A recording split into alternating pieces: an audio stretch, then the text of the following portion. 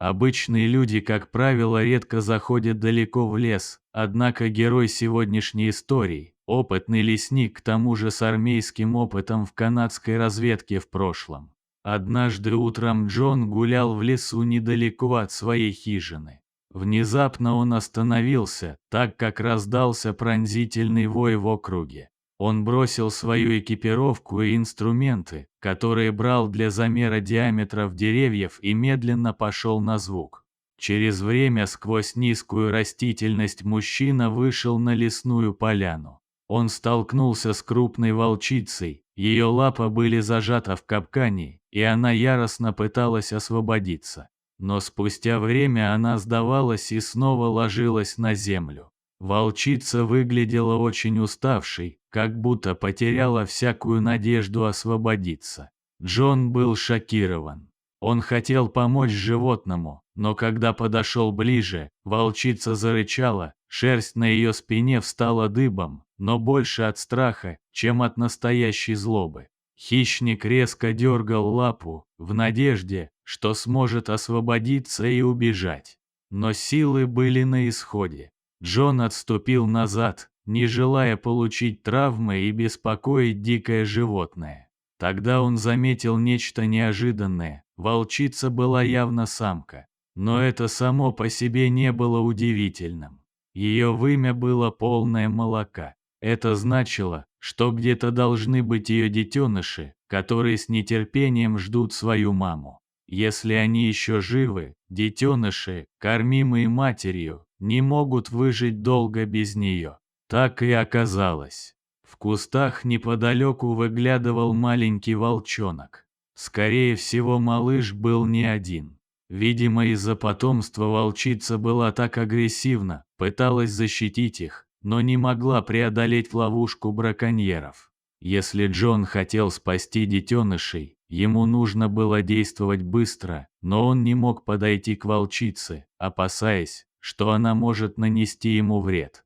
Ведь дикое животное в такой напряженной ситуации непредсказуемо. При этом волчица была на грани смерти. Похоже, она потеряла много крови из-за раны на лапе. Если оставить ее одну, смерть была бы неизбежной, причем в течение суток-двух. К тому же браконьеры или другие хищники могли прийти за своей добычей. Джон это понимал и не хотел довести ситуацию до этого. После всего, что он прошел в жизни, он стал тем, кто никогда не сдается. Он не был готов отказаться от этой умирающей волчицы. Он знал, что каждая секунда, которую он тратит, может означать, что эта волчица или один из ее детенышей не выживут. Действовать нужно было прямо сейчас. Джон собрался с духом, присел и медленно стал приближаться к волчице. Он осторожно коснулся ее лапы. К его удивлению, она не отреагировала.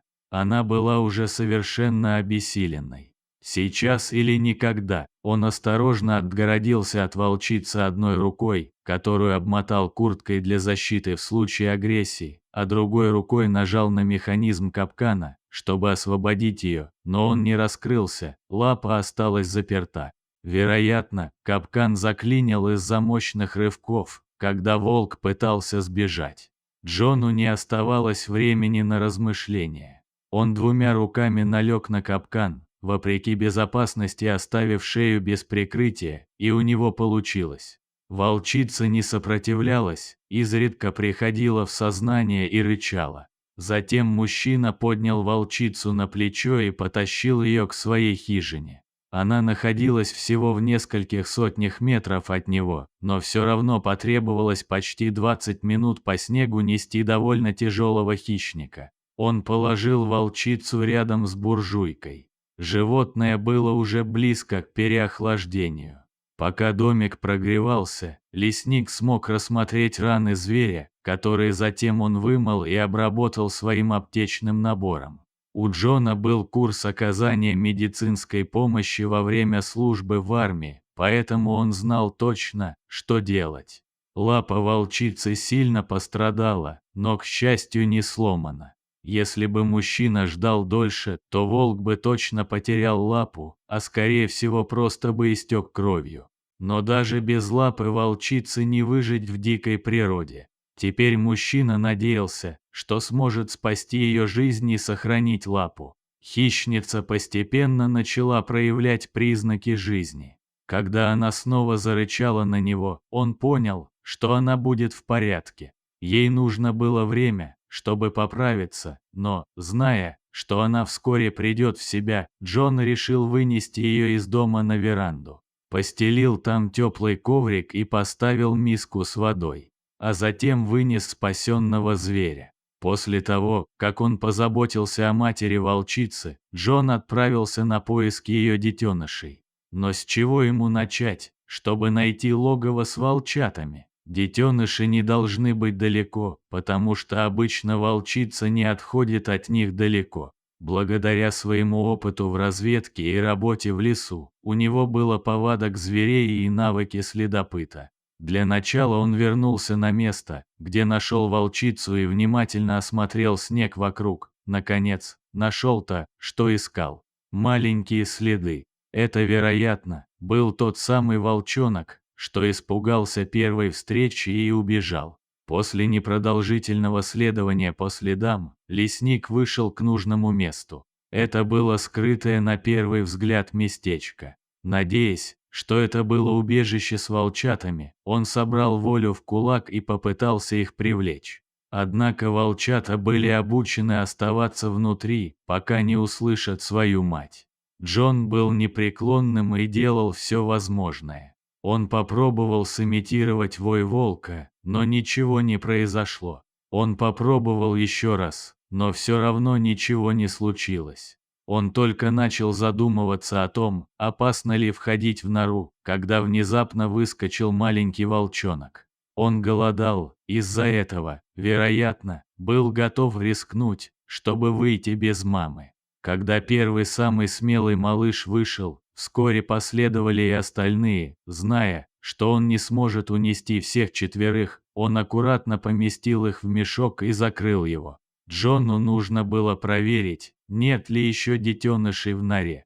Засунуть голову в нору волка никогда не было хорошей идеей, но мысль о том, что он мог оставить одного из них, была неприемлемой. Мужчина лег на живот и немного вполз внутрь. К счастью, это не было так глубоко, как он предполагал. Джон посветил фонариком, но других волков не было видно.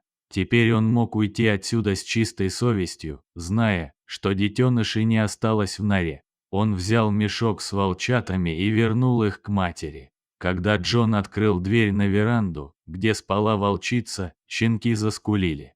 Мужчина положил открытый мешок на пол, и оттуда вылетели волчата. Их мать услышала голос своих детишек и привстала на лапы. Глаза ее были влажными, как будто она плакала от встречи, на которую уже не рассчитывала. На мужчину не было никакой негативной реакции, рычания или попыток напасть, но он все равно оставил щенков рядом с матерью и ушел в свое помещение, подглядывая за ними через щель в двери. Джон надеялся, что его запах не оттолкнет мать от них. Волчата узнали мать и бегом бросились к ней. Она обнюхала их, и Джон замер на мгновение, задерживая дыхание. Она их узнала. Опытный искатель приключений был рад до слез, когда она начала лизать волчат. Она легла, и вскоре маленькие волки с удовольствием стали пить ее молоко. Волчица провела с Джоном некоторое время и становилось все лучше. Мужчина лишь приносил раз в день мясо и менял воду, при этом дверь на улицу была открыта. Вскоре волчица смогла подняться и даже ходить прихрамывая. Через несколько дней, утром она громко позвала своих детенышей, они все поднялись и пошли за ней. Джон понял, что они уйдут навсегда. Мужчина вышел на улицу и посмотрел вслед уходящей семье. Волчица прошла 20 метров и обернулась. Он все понял по ее глазам. Это была безграничная благодарность именно этому человеку, но при этом осторожность к людям в целом, ведь из-за нехороших людей волчица чуть не погибла, чуть не погибли ее детки.